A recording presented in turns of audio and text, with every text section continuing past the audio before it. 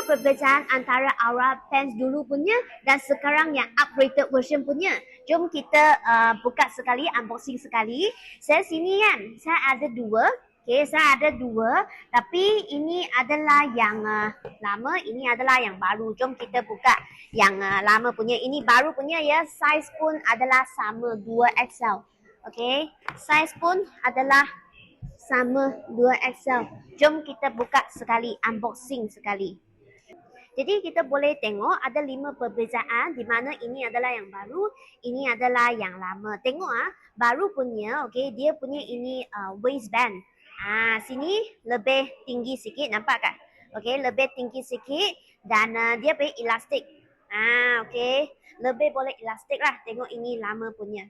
Lama punya lebih tegang sikit. Boleh tengok kan? Okey, I tunjuk lagi tengok Okey, tengok ini. Ini pun baru punya tau. Macam itu. Yang lain sekali, okey, ini gaset sini. Gaset sini dia punya design lebih bebas bergerak dan kita boleh tengok sini. Okey, kita boleh tengok sini ya.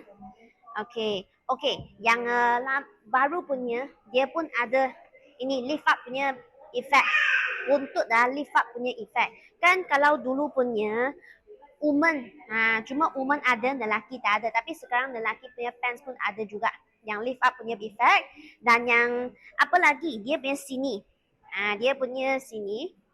Sini, buku lali sini. Ya, buku lali sini pun ada upgrade. Di mana sini punya reka bentuk. Lebih selesa pakai kalau kita pakai setiap hari. Okay, ini adalah yang lama. Lama punya sini dia lebih ketat sikit. Tapi ini yang baru punya, nampak tak? Jadi lebih mudah dipakai. Apa lagi? Kita punya ini Aura Pants yang baru punya, dia adalah 3D punya knitting design. Bermaksud apabila kita pakai lama, lebih selesa. Yes, okay. Jadi ini adalah 5 point yang B International sudah upgraded.